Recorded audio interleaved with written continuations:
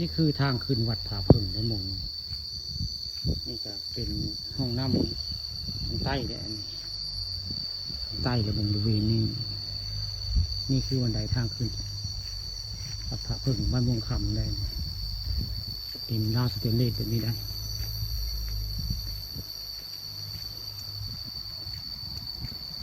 นี่แหละทางขึ้นวัดเพิ่นเลย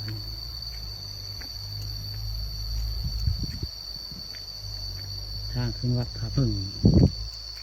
บ้านวงคำตำบลนาตาลนะ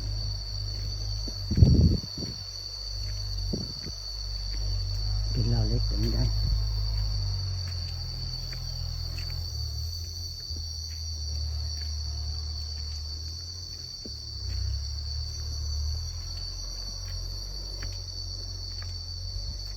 เช้ามีผู้ค้า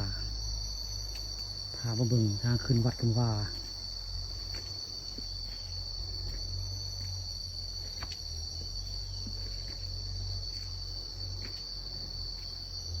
นี่แหละทางขึ้นวัดผาพึ่ง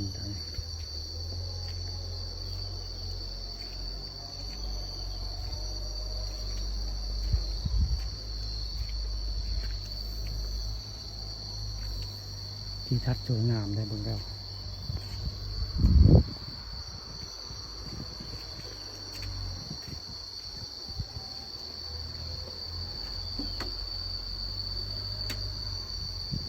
นี่คือฮอดถึงแล้วคุณจะเป็นป้าเขาได้ข้าลงท่าคุณระหว่างนี้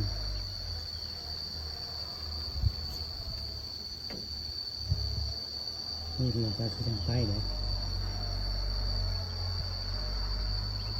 คุณจะพูดเร็วมันจะข้าไปย่างท่าในสะพานนี้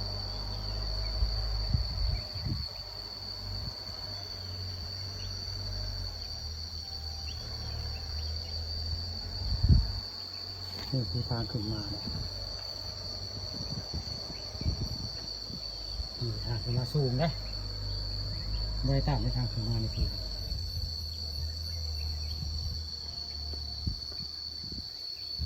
เป็นก็คือวัดผาพึ่งที่เห็นนี่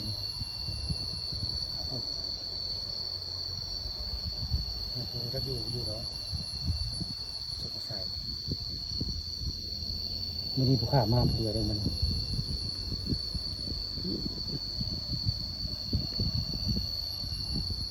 นี่เสียงรถเลยไทยให้ทางหน้าใต้ไปรถไทยให้ทางหน้าใต้ไปเจ้าวุ่นเลยทางใต้ทางใต้นี่ดีเรียงไปคือใต้คือตัวผู้ข้าย่างถึงมาได้ทำย่างถึงมาทั้งหมดถึงมันจะอ้อยกล้องไปเนาะเป็นทิวทัศน์สวยงามในภูบักแง้วภูบักแง้วบนเมืองค่ำเลยตัวภูเขาภาพขึ้นจะเป็นเขาวงกาฬสินธุ์ไปแล้วมันจะเป็นให้หน้า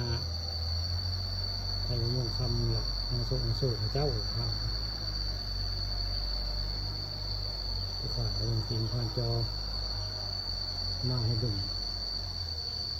นี่แหละนาโศกทางคำฝั่งขึ้นฝั่งนี้คือพื้นที่วัดวาอารามพระมงสูงมงก็ยืนบริต่ำได้ร้อยกว่าเมตรก็เรียกขึ้นมาสูง3 เติบได้งานมันเมื่อยตึบงานตามล่าบันไดลงมาแล้วมันเมื่อยเติบได้บางแข่งเล่นกับใครตึกแล้วนี่แหละทางขึ้นวัดผาพึ่งวัดมงคำตำบลนาตาลแล้วข้าเอามาให้เบิ่ง